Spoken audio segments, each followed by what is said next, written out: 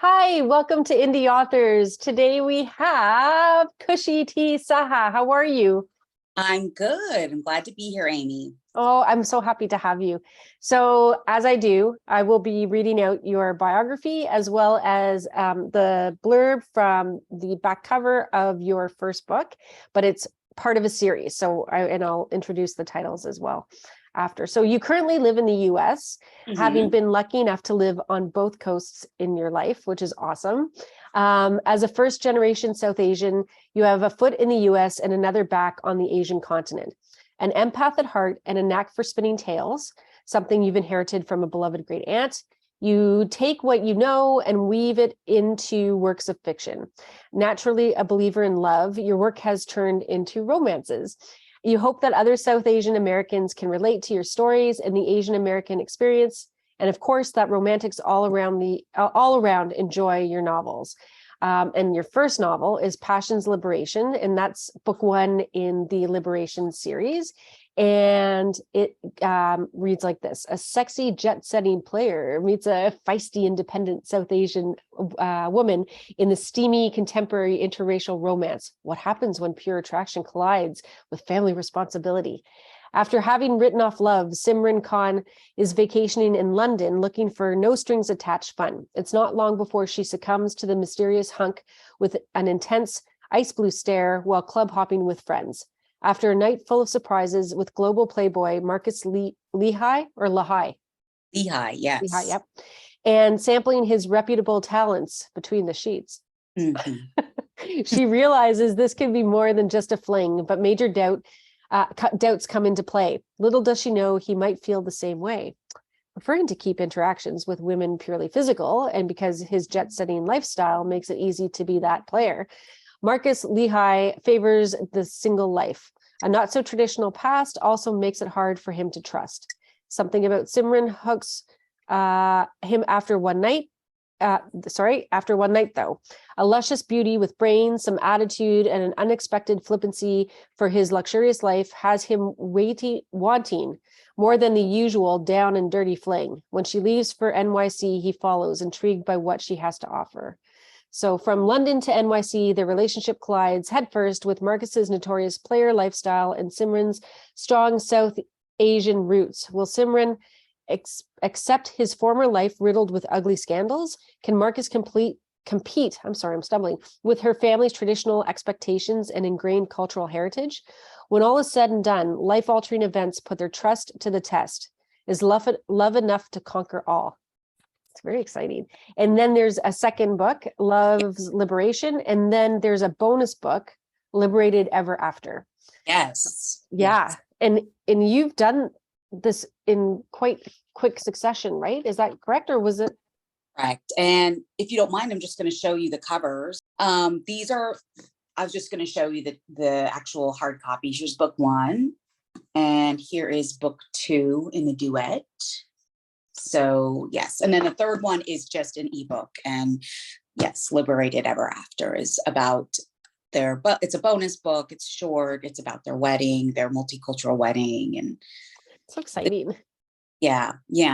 I wanted to write about that because I myself have had experience with a multicultural wedding. So, a lot of people may not understand that when there's a interracial relationship and it gets to that point, what are the decisions you have to make in terms of even just the wedding or the marriage. So, yeah, I'm in a multicultural relationship. I mean, I'm married as well, and interfaith. Yeah. So we've got two different faiths going on here, and there's a lot of considerations and a lot of navigating and making sure that certain important observations are met, or are integrated into the ceremony, and it's a lot. It adds a complexity. It does. And it can cause a lot of tension. It can be very stressful too. Mm-hmm. But yes. Yeah. So excellent. So let's talk about just your writing journey. So you didn't set out to be a writer. You're originally in marketing, right? Originally, that was like over maybe 10 years ago. I was in product development and marketing, and more recently, after having my kids, I have a very creative side and I like to make things. I started my own business, and I do crafting workshops within the community at events or schools or nursing homes, that kind of thing. So that's what I'm doing now. And I find myself to be quite successful with that, and I have fun with that. But yeah, that's what I do, I guess, full time, other than being a parent. Yeah, no, that's so great. Like, just to be able to do that, it must be give you such a nice feeling all the time, right? To create, and it's so wonderful. So It is. wonderful. So sometimes, and this is important because we're talking about a writing schedule. So if you're struggling to complete a project, in your experience, it's good to create a schedule. So let's talk a little bit about that. Like, what does your schedule look like? So, during the week, I have my other business that I run, and as a sole proprietor, it's not only just creating content and schedules and whatnot for classes, but budgeting and accounting and all that stuff. So I find that I need to have one day at least minimum to dedicate to writing. As you mentioned, I didn't start out as a writer. This was a cathartic journey for me after I went through something that was really hard for me to get over. And this story came in a dream to me, and I just had to write it down. I have vivid dreams once in a while, and at this point I was like, I'm just going to write it down. It became a story. So it's like, as I'm growing as an author, I find that I need to dedicate actual time to that if I want to continue pursuing this. And again, it's not full time, but I find that giving one day dedicated to just writing, or even anything that has to do with the business of being an author, such as social media or reaching out to other outlets to try to promote myself. I pick one day. So I do Thursday, and that is just dedicated the whole day. Sometimes I'm just sitting at my desk the whole time. And in the morning after I drop my kids off, I sit down at my desk to just write or do whatever I need to do, obviously take a break for lunch, but then it's like all of a sudden it's time to go pick them up. So yeah, it's, if you want to make it work, I feel like finding a schedule really helps. And authors are artists. We can be loosey goosey. So it can be hard for some people. They may be like, that's not where my creativity flows. My creativity flows early in the morning or after lunch, or, just find a moment, an hour or two, even just to dedicate to that. Yeah. And so for the rest of the week, if an idea comes to life in your brain, do you take a moment, note it down, and then are like, okay, I'm going to use that. Absolutely. Yeah, absolutely. In fact, I was just speaking to a beta reader recently, and I was tossing around some ideas for the plot of I'm on manuscript. I'm writing my 4th book, but on the 5th one. And as I was talking, I was jotting notes down on my phone because I didn't have my laptop, I didn't have paper, whatever. But that is my main form of jotting notes down, because I will always go back and refer to plot points, funny dialogue that I thought of, or an issue that I want to represent in the book, because I do write about a lot of South Asian nuances growing up in the West and being a woman in a white dominant society. So yes, that is where I put all my notes, is on my phone, because that's all me. Yeah. Nowadays it's like, yeah. if you don't have your phone with you, it's panic mode, right? Yeah. You also use the calendar on the phone. Yes, I do use a calendar on the phone. For instance, Thursday, and I'm writing, and if there's something that I'm like, I really need to put that edit or that change or that idea into the manuscript I'm working on, I'll actually create a meeting schedule for myself on the calendar, or just, something that reminds me, that comes up and pops up and says, don't forget to add this into your manuscript.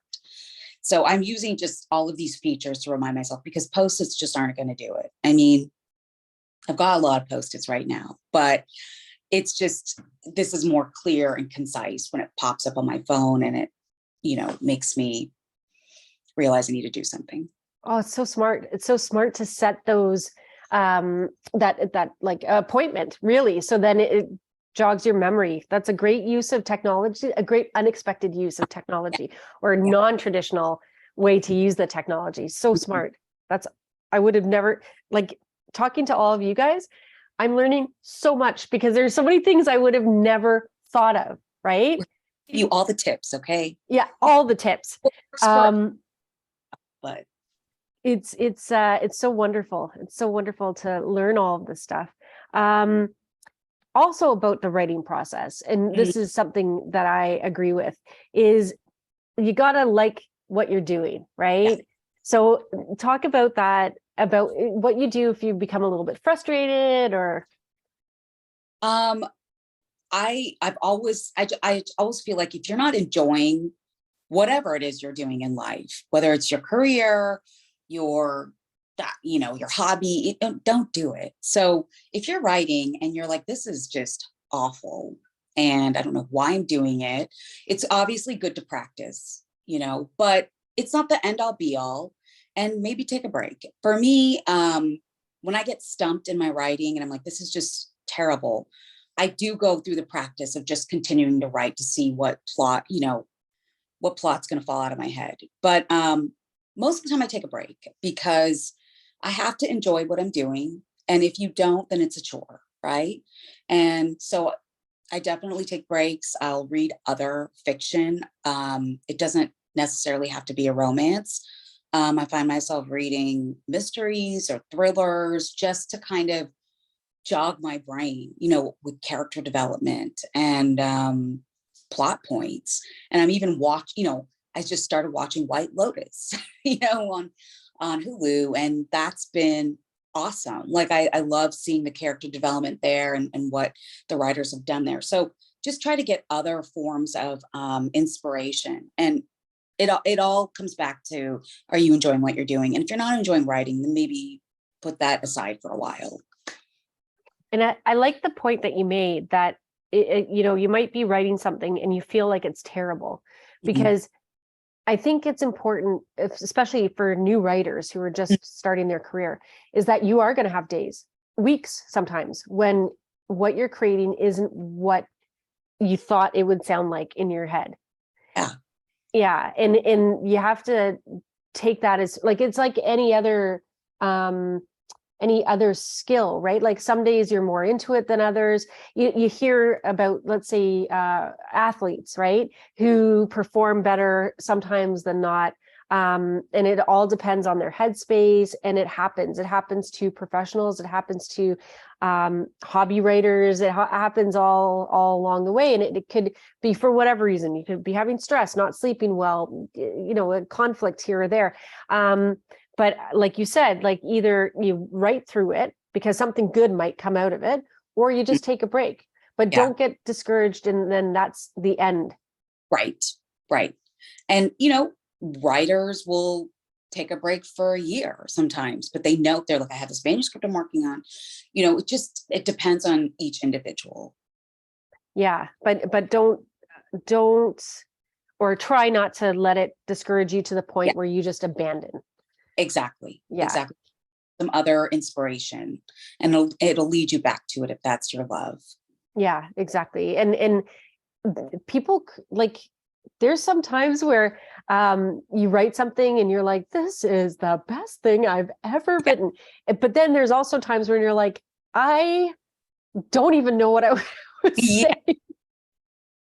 And I wrote this is terrible. Yeah.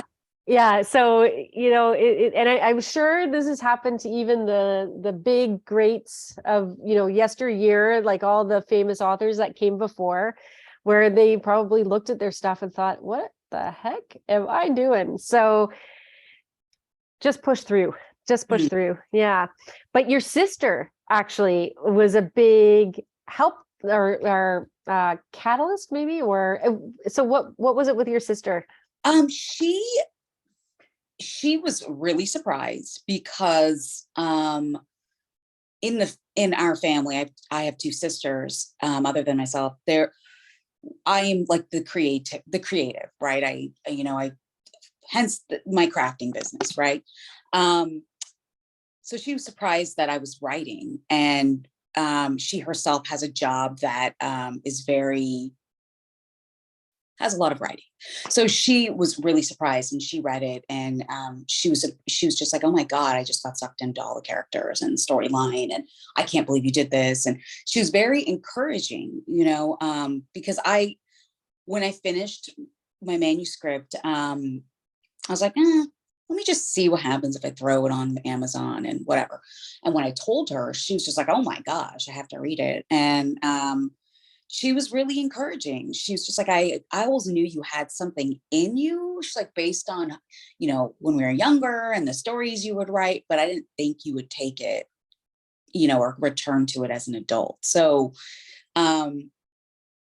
she's somebody that's definitely in my corner. So it's nice to have that. I don't tell a lot of people what I do because I do write under a pen name, but my other business, I deal more with children and the elderly. So it's kind of like, I don't want to always bring this up. So, but it's good to be able to tell people, and those people do support you. Yeah. No, and that's great that she, like that you have that sense of familial support. Other authors have, talked about having supportive partners or supportive friends. And I mean, you don't have to have someone in your family support you necessarily, but even if you find that support online or in a writer's group, just to find somebody, because you do need, and especially when you're feeling really terrible about yourself, you do need that encouragement to keep going, or like to recognize that you've got something good here, and it's good feedback. I mean, you want honest feedback, obviously, Right. but you want someone to be your cheerleader, like your champion.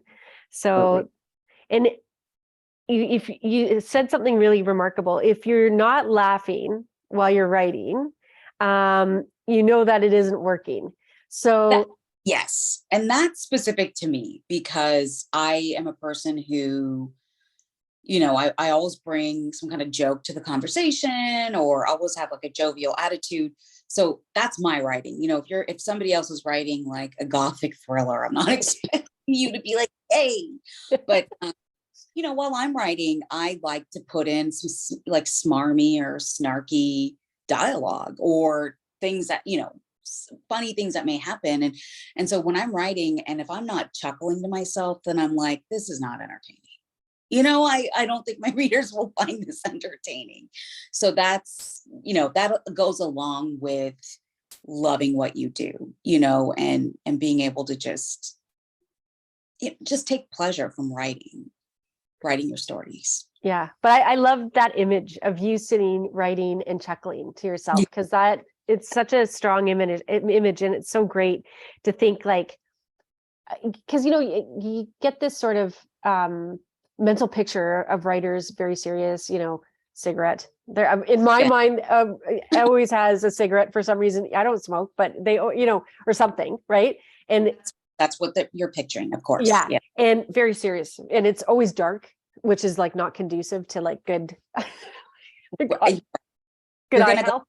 Yeah, you're gonna go blind, exactly. But to think like, someone's actually sitting there like writing, enjoying it, makes me look at the books differently, because now I'm like, oh, I wonder if they got as much enjoyment out of this scene as I got as a reader. Yeah. So I mean, I agree with you. When I'm reading other contemporary novels, and if they're funny, it's like they must, in my head, I'm like, that author must have been just cracking up when they're writing that, Yeah. There's somewhere so there's one guy, oh my gosh, now his name escapes me. I've got like cognitive something or other, because I can't remember. Christopher Moore. Thank you. And he is one of the ones where I like inappropriate, like very saucy humor, but really funny. And where it's like, I laugh out loud. Like I actually like can't, you know, it's not an inside laugh. So yeah, now I'm going to be picturing him writing this, laughing because of you and your books as I'm reading them. I started yours. I love it so far. The first one. I love your covers. Like, Oh, thank you. yeah, that woman is stunning on the cover. Yeah, she's gorgeous. And it just communicates like the glamour, because she's very glamorous looking. And yeah, and I don't know, they're great covers, I have to say. Oh, thank you. I'll let my cover designer know. Yeah, no, it's really well done. And this quote, "You are the best at what you do when you are feeling positive about it." That's a fantastic quote. It is a fantastic quote. And when I was actually going over the notes, I was like, did I really say that? That's good. Yeah. That's why I wanted to include it, because I was like, good on you for saying this. Yeah. It's true though. I mean, you have to be, again, it just goes back to like liking what you're doing. If you're like, this is terrible and this sucks, then, you know, you're probably going to come out with some stuff that sucks. So yeah, you have to be liking what you're doing. I mean, writers struggle, they do. And again, you know, it's like, I know writers who are like, I've been sitting on this manuscript for so long, I don't know what I'm doing. I mean, I think you had like, you know, when we were first talking, so it's like, you have to like it. I think you have to like it to want to have the hunger to work on it, you know? Very good point. Yeah. And the self-esteem, like that whole idea about the imposter syndrome and who am I to tell this particular story. And I think we'll segue into this about South Asian culture. Let's just jump to it now. But like, you know, in this climate, which is a great climate for self-discovery for someone like me, right? And learning about the you know, how I've been raised with a whole bunch of privilege that I wasn't necessarily aware of, but that exists. And so that's challenged me in a way, because a lot of my characters are not white. And so then it's like, I'm nervous about not doing justice to the characters and involving their background. Like, so I've got one character who's part Ethiopian, and I'm like, okay, well, I've got to do my due diligence and connect with the Ethiopian community to see if I'm portraying this correctly, because like, who am I? So that's another thing that I found in the journey of writing, is like the who am I to represent these people. But it's important and it's necessary, because that's how we break down all of this, you know, stereotyping and making assumptions about other people's backgrounds. And this is something that you're tackling in your novel. So let's talk about you and this subject. Well, I mean, I'm in a little bit different boat, because I am a South Asian brown woman, and my main female characters are South Asian brown women. So for me, it's taking a lot of what I experienced growing up. I grew up in the Midwest and in a very white culture. You know, one of the schools I went to, my sisters and I were some of the only brown people there. So it's just taking a lot of the experiences I had growing up with dating, you know, putting that in. That's why these are romances, and just and writing about them, because we know, you know, society is familiar with South Asian and Indian culture, right? In terms of, Bollywood films and the glitz and the glam, and there's obviously way more to any culture, you know, all the little nuances, especially when you feel displaced. So that is mostly what I'm trying to get out there, is I'm not going to write about this big Bollywood wedding. I'm writing about what Simran is going through on a daily basis. You know, the struggles to find herself. She mainly is a person who is confident, does her own thing, but she still has the issues of family representation, familial duty. You know, these are things that are in a lot of different Asian cultures and a lot of Latin cultures as well. So it speaks to, I think, a lot of different cultures, and just kind of bringing it forward, there's more going on there than just let's go have a curry, or Yeah, exactly. so and there's a lot going on with our world today in terms of multiculturalism, and a lot of first, second, even third generations still struggling with trying to assimilate, even though they don't have to, but trying to try to navigate a world where not everybody is the same as them. Yeah, and I think it's a really difficult time specifically right now, because not you specifically, but like we as a world, we still have a lot of members of the old guard, let's say, right? Older generation who can't seem to get on board with these things. Like, just how many people still use the word Oriental? Right. I have a friend who, sorry? Great example. Yeah. Like, and I'm like, oh my God, no. And it's like, they don't get the concept that that's not the term, that's not even the accurate term. Like, you try to explain, and it's like, well, that's how it was in my day. And I've caught myself too, like, specifically with in Canada, like I know in America, they're the indigenous people are called American Indian, right? Or natives. That mostly Native American. Well, Native Americans. Yes. Yeah, and here we've moved to indigenous, but we had the Indian Act. That's what it was called, and the department was I can't remember what the department was called, like in Canada, right? And I think it's still called something Indian. And so I've caught myself, but I'm like, okay, well, like I've transferred over to indigenous as much as possible, until someone who is of an indigenous background says, no, it's okay, you can call me Indian. I don't. And then so we're still combating this really old guard like thinking, but the new generations are coming, and like they're like, no, this is the way it has to be. So we're in this weird place, right? Yes, we are. And I feel like with me and anybody who might have children, you're absolutely in a precarious place of trying to navigate, explain to them, like, why was it called Indian? Why were they called Indians in the first place in terms of Native Americans? Because my kids are half, and they're like, well, we're half Indian from India. And so what's that all about? So you're trying to teach them what the PC terms are, the proper terms, how to not offend people. Yes. But then, my parents, even though they are South Asian, are like, oh, well, the Indians, so absolutely. It is, we are kind of in this weird, we're already in the sandwich generation, but now in a different way, we're in a sandwich generation. Yeah. Yeah. Yeah. And I, like, fortunately I come from a super multicultural city. I think it's one of the most in the world.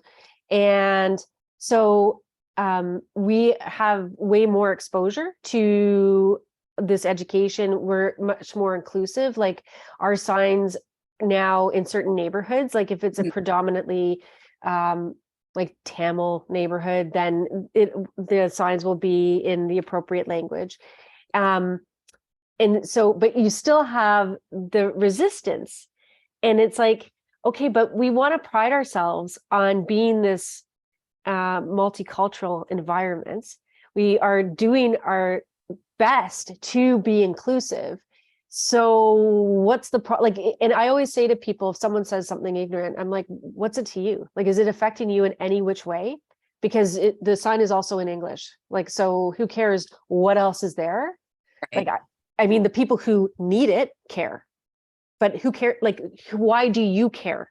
Right. Because it makes no difference to the information, to anything, to you, right? But it makes a huge difference to the people who have not seen their language. Right. Yes. Yeah. Yeah.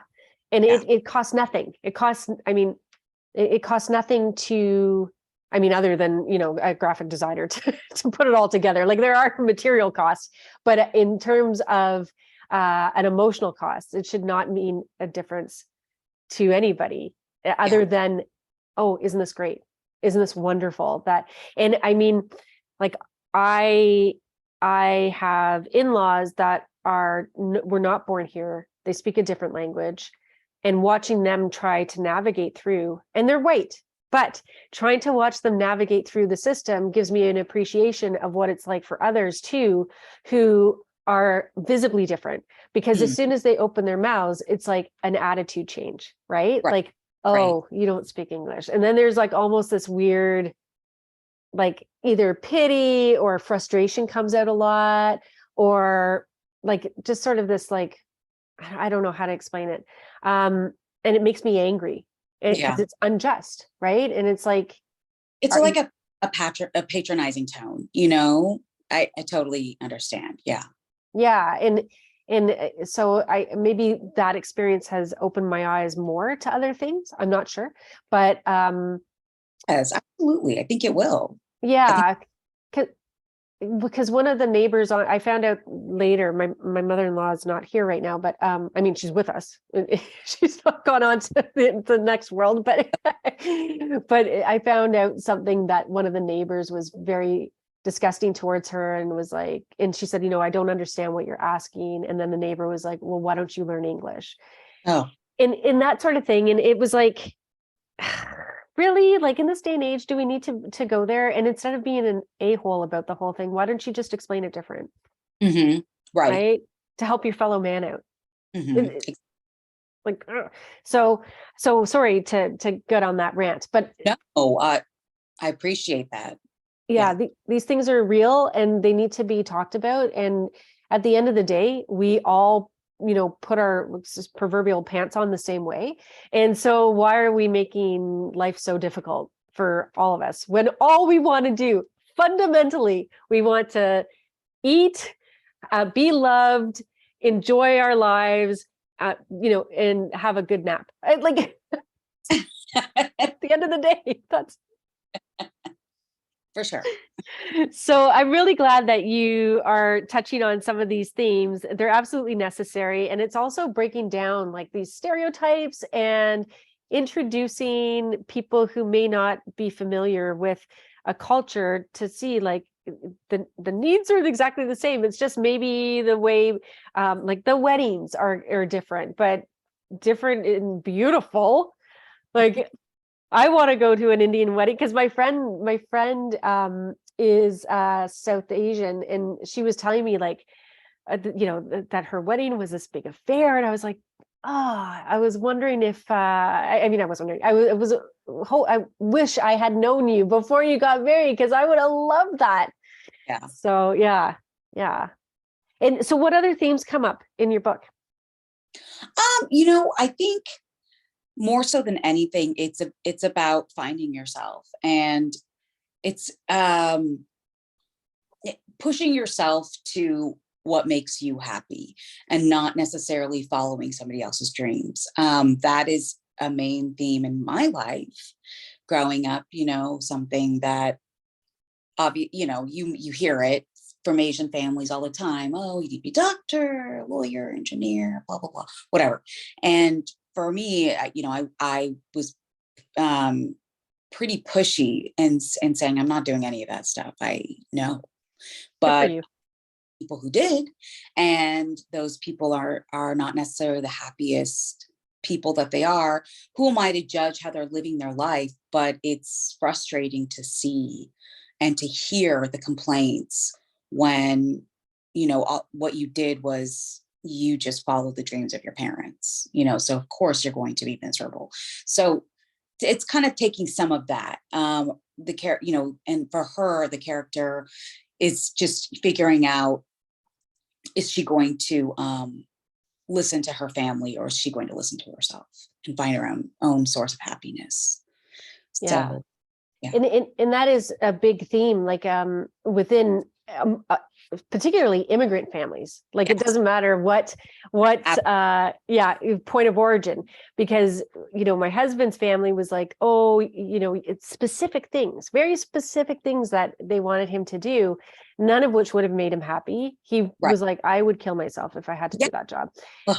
And fighting against it, like, oh, Yeah. but your cousin is this and you're blah blah, and it's like but it's because either it's a strong push because of the society that you come from, right? That this is what is deemed successful in that society. And also another thing is that to make it in the new society, if you're into a new society, like, so it's not only the old world stuff coming, but what is perceived as success in the new world. Yes. And it's a very difficult place to be. It is, absolutely. And it takes a lot of like guts, obviously, to do that. But, at the end of the day, that's your life, and you're the one living it. When your parents are gone, you're still living it. So it all comes back to you have to be happy with what you're doing. I mean, there is a certain point, you have to make a paycheck, whatnot. But yeah, it's like I'm a firm believer we have this one life, so try to live it to the fullest. Yeah, absolutely. So obviously we've touched on the books. There's lots of steamy romance in there. Yeah. International, like, because there's a lot of going around town and all over. So, which I really like, because I love, okay, so I'm just going to refer to the Crazy Rich Asians book, because what I loved about it, is that like it went all sorts of different places and it added to the excitement. Yes. Right? Because a lot of romances are just like taking place in one setting. Mm-hmm. A lot of books only take place in one setting, but you have those small town cozy reads, and that's people love that. But for me, it was I've traveled and I still find that exciting. I can't travel as much, obviously because of COVID so I was like, I want to take my readers on an adventure. And in my second book, they do go to India. So yeah. See, so great. I love that. I love that. Okay, so you kind of went in backwards when you were doing, so explain that, because I have that note, went in backwards, but now I can't remember what we talked about. Yeah. So I wrote the manuscript. I wrote it. Book 1 and book 2 were actually one book. And as I was writing it, I found an editor because I was curious, I was like, well, what would it take to I remember just looking online, what does it take to self-publish? So I was like, let me find an editor. And she was like, let's make this 2 books. I think this works better for the romance genre. People want a sort of quick read or something that flies, but you also want the second book like out soon too. And you already kind of have it going. So that's great. So it became 2. And so what I did was I did no marketing. I did no promoting, no marketing, did no branding, did nothing. And I just put it out there. I found through my editor, I found a cover designer and somebody who'd format it. And then I put it on KDP, through Amazon Publishing. And that was that. And I was like, I really wanted to publish this and just do it. But when nobody's reading it, you're kind of like, well, that was the whole point. So yes, when we talked about backwards, that's how I did it. I wrote it first, did the covers, all that stuff. And then I started promoting it. Obviously I don't want to do that with my next ones. Like I've already started teasing and that kind of thing. But I think it's because it was such a cathartic project. It was something I just wanted to do and get out there. And then it became more to me when I was like, okay, other South Asian women like myself need to read this or should read this. And so then it was about promoting it when it was done. And are you having like lots of requests for the next one to come out? Like, are people like, okay? Yeah, I am. Like people who've read the first two, which is small. It's not I don't have a huge following, but people who have read the first two and then maybe even the bonus book are like, well, you're hinting at these characters in this universe you've already written. What's going to happen? Is that the next? And it's like, yes, that's coming out soon and in the new year. So it'll be another duet, another 2 books, and then I'll do a bonus book for them as well. That's fantastic. So you like, what is your sort of drop intended or loose drop date? Yeah, I would love to get this out early 2023, maybe in February or early March. Okay. That's exciting. That's exciting. Good for you. So, and what also I like is that you are adapting on the go, right? So like you went through the process first and you're like, okay, this, I should have done this and this and this. And so you have now more knowledge, obviously, than when you started. And so that's so refreshing to see, because a lot of people will be in the same boat as you. And it shows that just because you didn't do everything like in the you want to call chronological order of a typical launch, right? Like, not to say it was good, bad, or anything, but that doesn't mean that you're stuck in this routine. Like, you can change your approach at any time. Yes. And, I did work with a marketer for a little bit last year. She got way too expensive, so I couldn't do that further. I have a marketing background and I know it needs to be out there, and people need to see what you're doing. But I don't know how it works with romances and specifically in books. That wasn't my expertise. So, but every person I've talked to has been like, it's never too late. It's never too late to get your quote unquote backlog out there, or even if my first manuscript published last January, it's never too late to, rejig it and bring it up to the forefront again, because you have new people looking at things all the time.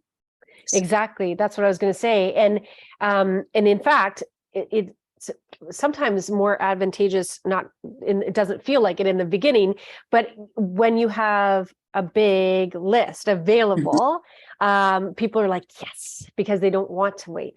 Right. They want to see like, okay, I've got a next one and a next one and a next one. And then you build a very faithful following. And then there'll be more sort of, I'm thinking of like, I'm thinking of mystery writers, but like, what's her name? Something Leone, Donna Leone, or Right. Leone, where, now people are happy to wait. But my mom, when she found her, was like, oh, good, she's got 5 books, and she just went through the books. Yeah. So it again, like, if it's not successful right away, do not worry. Keep going, right? And keep building more, or writing more stories and building that collection, because then you'll get a whole different group that's like, wow, yes, I can buy. Exactly. Yeah, exactly. And as an indie author, that's important. It's what is the saying? It's the long game. I mean, we don't have a publishing house paying for everything, so funds are limited, and it's not cheap to do these things unless you already have the talent. If you're a graphic designer, well, then you're probably set, so you can just design your own book cover. But I'm not, so I have to go do that. I don't know how to format my insides, the internal book. So you're paying for all of these things, and it's not cheap. And you don't want to do it like garbage. I mean, you will see indie author books out there that you're like, that's terrible. That person put that out there. That doesn't look professional, or it doesn't even look semi nice, because they just wanted to get it out there and the story's out there. But you want a product that you're proud of at the end of the day, the whole package. Yeah. And I mean, the beauty of this, like, I guess there is something to be said about waiting and making sure that everything's good. But some personalities are like, nope, published, done, but the beauty of self-publishing is that you can, in fact, redesign. You have control over that process. And so, it's if at first you don't succeed, try. I've seen so many in the romance field, at least, and in a lot of these social media groups, there are authors who are like, I'm rebranding. I redid my cover for a book I launched 2 years ago, and it was okay, but I want to see if I can, get more positive feedback in a different kind of cover design, for instance. So absolutely, there's definitely more freedom. There's more flexibility and freedom. Yeah, and it, like you said, it's a huge learning curve. You've got so much that you have to consider. Mm-hmm. And maybe at the time you don't have the money to put into formatting. So you're like, okay, what's the worst? So you throw it in, you hope for the best, Yes. and off it goes. And then when you have actual like a budget for it, then you can go back in and do the tweaks and things like that. I mean, it's hard because you're right, a lot of this stuff is super expensive. So if you don't have it, but you really want to get your stuff out there, and it's like a fine line, like which that you're walking. Like it's tough to make those hard calls if you don't have the budget behind it. It really is. And I feel bad that I said people put out garbage, but I don't know. I feel like sometimes I see things and I'm like, wow, that it bugs me if it's formatted incorrectly, or there are incorrect, like you're going to find that in, I think, even books published through publishing houses, you'll find a mistake once in a while. But I mean, if it's constant throughout, it's a little frustrating for the reader, I think. And they will give you a bad review. I mean, that is just that you don't want that. Exactly. Yeah. And I think that's the best point to say, is that in your haste or in your inability to do whatever correctly, unless it's a passion project and you do not care what people say, like you just wrote it for your family or whatever, just to have it out there, and then that's one thing. But if you really want to make the money, even if you can't afford to do these things, there are countless tutorials online. I've been looking myself, right? Like on YouTube, on just doing a Google search, and anything you could possibly ask, someone has covered it out there. And just take their advice to like DIY it, and make it as best as possible. Because you're right, it interrupts the reader experience if it's not formatted correctly, if there are too many errors, either typos or grammatical errors, you do stop readers. But then again, some readers don't care or won't notice because they're swept away. So it's like, that's why I'm saying it's like a fine line on all of these things, right? So like someone who is and I don't, this is not, I'm not trying to be classist, I'm not trying to be, but someone who is well read, right? It can be any background, but someone who has exposure to a large catalog of professionally printed material will be able to tell the difference. Right. Yeah. So, and you don't have to be educated in anything. It's just, you have to have if you're familiar with what a book is supposed to look like or sound like. When it doesn't look like or sound like, it's very jarring. Yeah. So you're doing yourself a disservice, essentially. Yeah. Agreed. Yeah. Like you, I was a professional communicator when I was working. And that's one thing that we were taught. Like, you have to make sure that whatever you write is accessible to people. So not huge, long blocks of text, like not, don't have all the same sentence lengths, because then you distract the reader or you lose them along the way. Right. So a good story can keep you captivated, but at some point, if you stumble enough, you're like, I can't keep up with this. So yeah. Agreed. Yeah. Yeah. So yeah, you said no marketing was done in the beginning. Now you're like thinking about the marketing for this one. Yeah. So are you doing it yourself for this next one, or are you going to hire someone? I have hired somebody. I've hired a PA, a personal assistant, who knows the romance steamy genre, and it's not cheap. It's it's a monthly fee. We'll see how long it takes, but just to get the momentum going for this next manuscript. And, I'm seeing, and honestly, I have the funds for it for my other gig, if you will. So for a while I was doing things on my own, and I think every author will tell you it gets very hard because it takes you away from the writing.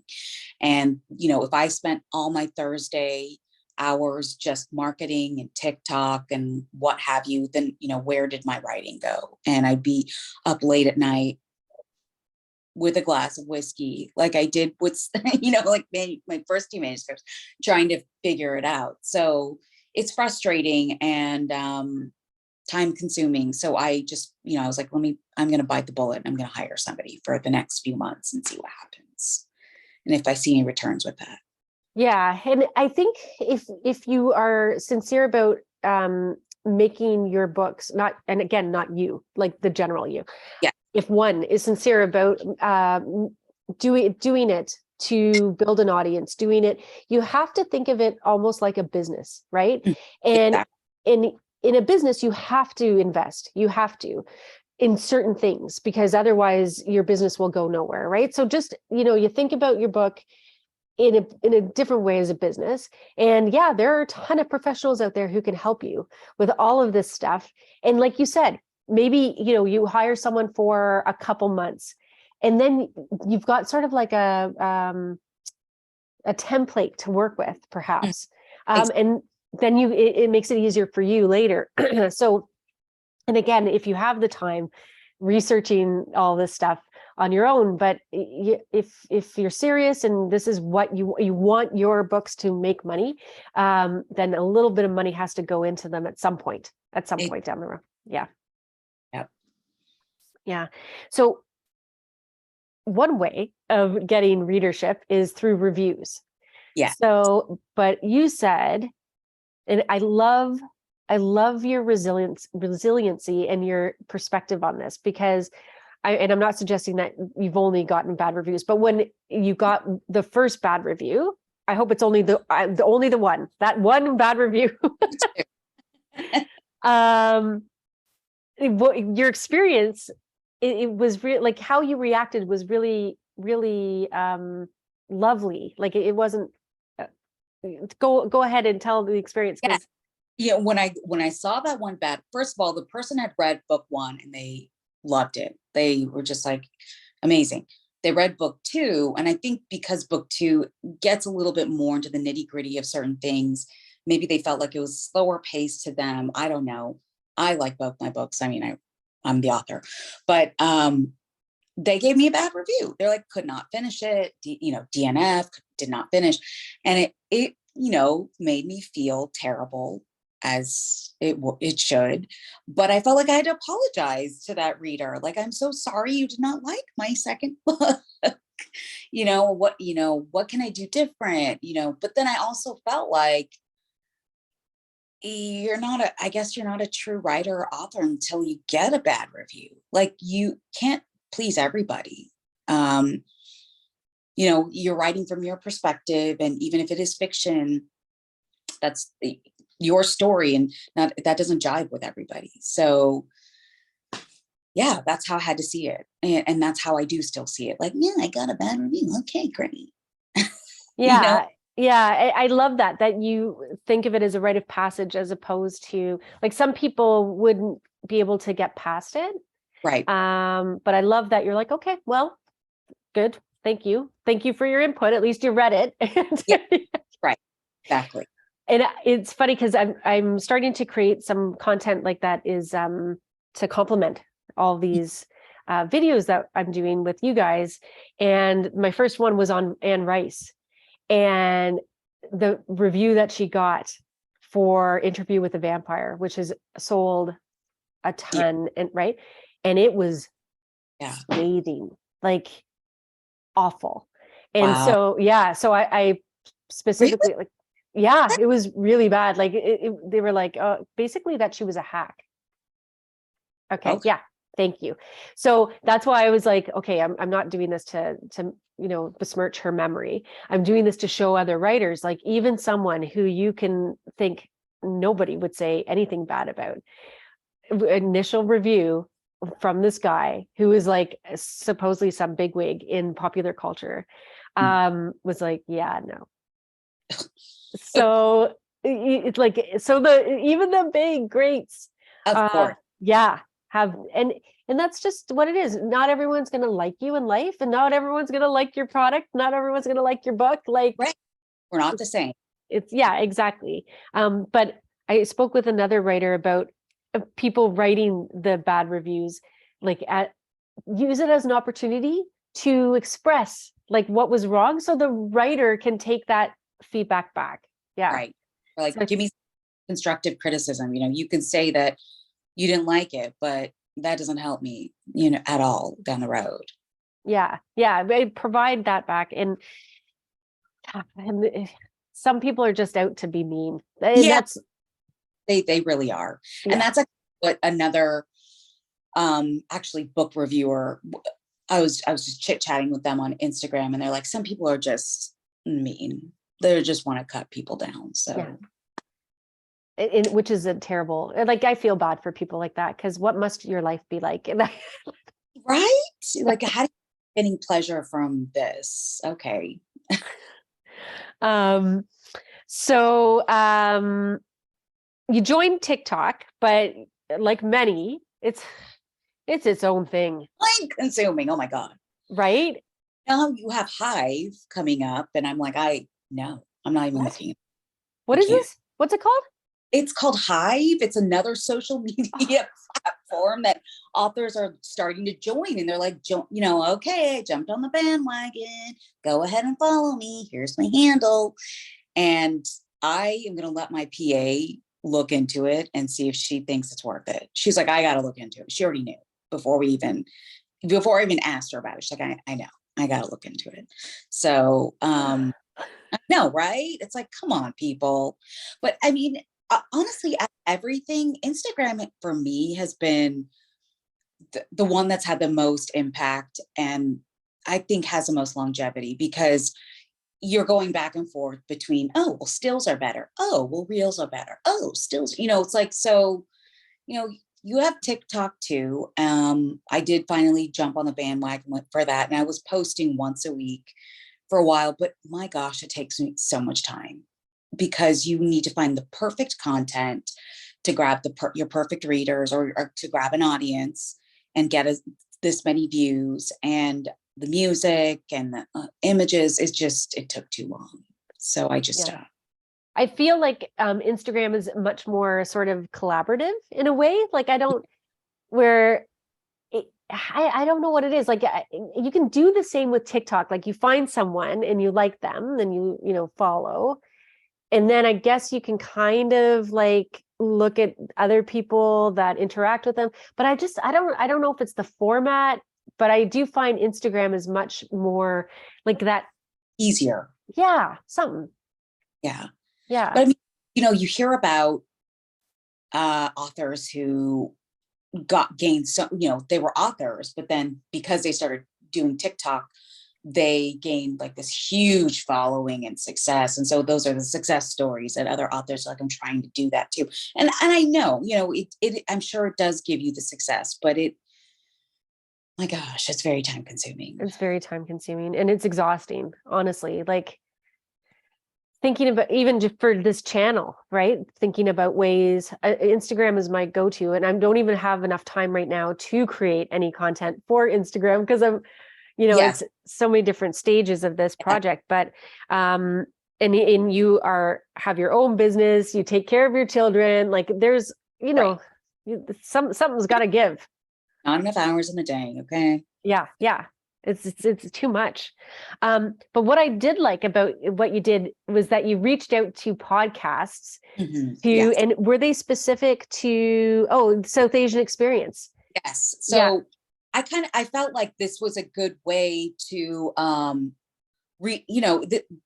the stories kind of speak for themselves in terms of like South Asian nuances. So I had to think outside the box. Like that as a marketer, that's what I'm always doing anyway. Like, who can I link up with? And we can like promote self, both promote ourselves. So I was already following some South Asian American podcasts. And so I reached out to them about my stories and they were interested. So I did do one already with, but what will people say? And that's about the South Asian American experience. She herself, Disha Masepa is the podcaster. She is South Asian woman, born and raised in the US, going through, the same ideals of like growing up in a country that trying to figure herself out, but she married a white man. And so that was very conducive to, talking about my story and my own experiences growing up in my interracial marriage and having children and that kind of thing. So, yeah, and I'm continuing to do that, just kind of reaching out to other sources of like networks that promote like the South Asian experience in the West, if you will. So, yeah. And again, loving the use of technology, like, but not necessarily like author talk, right? Like going out to just a community-based podcast or an experiential based podcast. So love that. So I'm going to link it all down below your podcast episode down there, wherever Great. the down there is. Because I just love also collaborating, right? Like getting other people's voices out there. It's so important. Yeah. So this kind of wraps it up. But the last thing is about that thinking outside the box, thinking, going beyond the traditional literary avenues. And so what would you, sorry, cough, what would you recommend for anybody who is like, you know what, I want to do something different. I want to go beyond the TikToks. I want to go, like, what would be like something that they could do to harness another audience? That's a tough question because it really depends on the story. If it's a story about multiculturalism, it'd be great to like go to some even local like societies within where your own community and talking about maybe promoting your book, but more than anything, talking about your experiences in writing something like that. Even maybe like local businesses, local bookstores. Some people do craft fairs, which I don't know if that's the best marriage right there. But I think it's really trying to, grasp something that's in your story that would be a good link. For, obviously for me, it's the South Asian experience and also writing romances for interracial relationships. So that's another example would be Facebook groups, for instance, or social media groups that may not be the complete focus of your genre, but the fact that I write interracial romances between a South Asian and somebody who's not, I was able to find a Facebook group of South Asian women who are married to non-South Asian men. And, those are great ways to promote your book. And you're not going to do it all the time because there's obviously some really serious issues that people really want to speak about. But sometimes they're like, I'm looking for something fun to read that I can really, sink my teeth into, or that speaks to me. And, that's an opportunity for you to be like, oh, well, I wrote these books and these, this idea speaks to us. So we see ourselves in literature. I think that is the kind of thinking that will get you further as an indie author rather than just posting. It's like, try to find something that you can connect to that's within your story. Yeah, no, that's good advice. Yeah, I was thinking while you were talking, like if you had a book set, I don't know, in a flower shop, then there's great opportunities to bring your setting or your character or something to life in a different way. And yeah, so thinking outside the box instead of just like, oh, I'll go to a bookstore for a book signing. Well, why don't you go to the setting that happens in the, okay, if it's a cemetery, you probably don't, Well, maybe not that. yeah, you don't want to do, hey, you, sorry, dad passed away. Do do you want me to sign my book for you? Imagine, oh my goodness, disaster. Yeah. Oh, and the last thing that I wanted to touch on, because again, you're filled with really good insight, is about being a positive and resilient person in this industry, or in this self-publishing world. Yeah. I'm not all the time, but I try to be, because it is because we have the opportunity to publish our own work at our fingertips. I mean, really, it costs nothing if you have everything, the manuscript ready to go, right?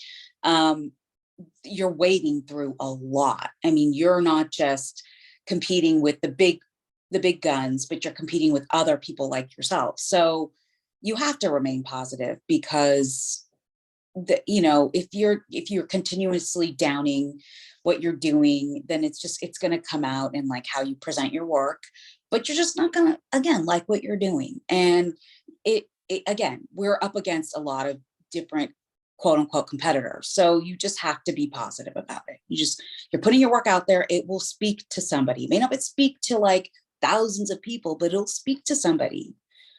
Somebody will read your story. Yeah. And also about like having realistic milestones so that you don't get discouraged. So small increments of success, Yes. as opposed to, well, if I don't sell $1 million worth by the end of the year, then I'm a hack and I'm out of here. Like, that's not realistic.